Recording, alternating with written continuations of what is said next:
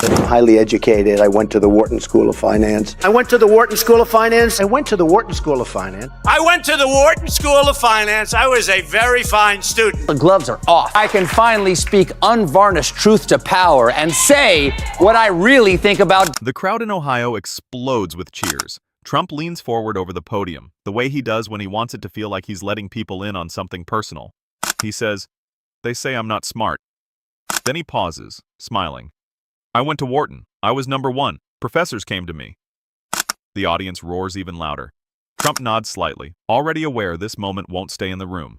And it doesn't. It moves quickly, all the way to the Ed Sullivan Theater. To thank him for all that strengthening of authority, Tillerson called him a moron.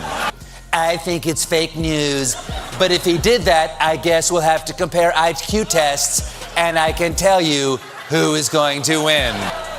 Me too, because we have the results of their IQ test right here. Tillerson. That night, Stephen Colbert doesn't make a grand entrance. He walks in calmly, empty-handed, sits behind his desk, and without addressing the audience, reaches down and places something in front of him. Not notes, not a script, but a printed program, thick and formal, the kind handed out decades ago.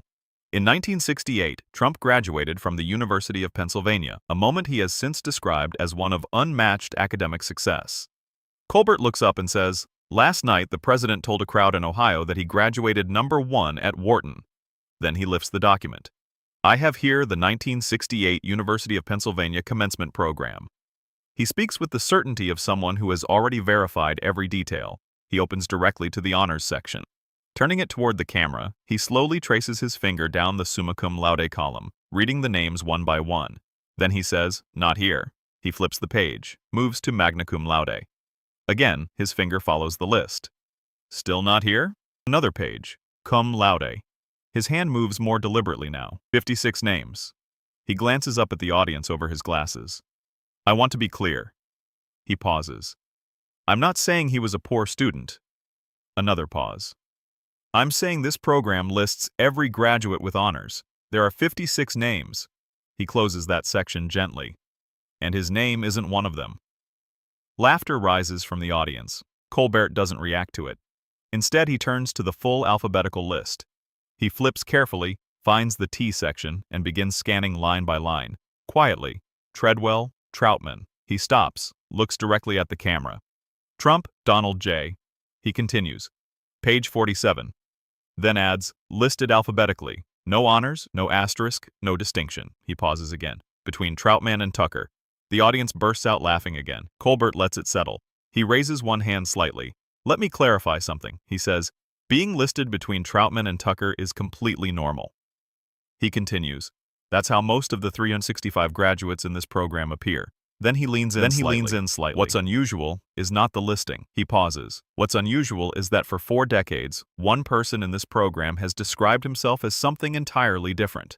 He closes the program, not for effect, but because it has served its purpose. The document doesn't say number one. He continues.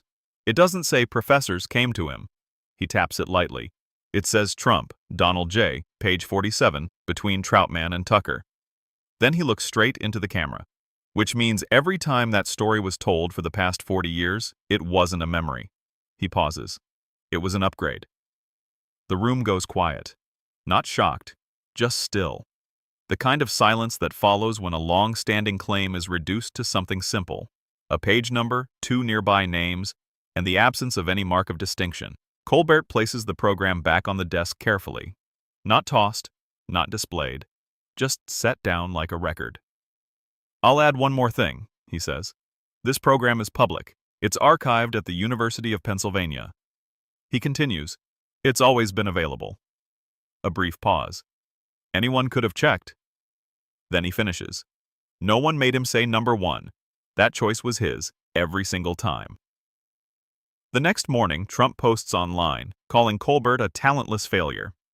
He praises Wharton, says he's proud of his degree, but he never mentions page 47.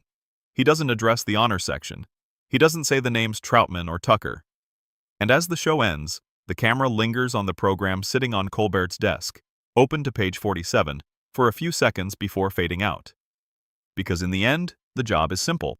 Find the page. The pattern reveals itself. Slow it down, and it becomes impossible to miss.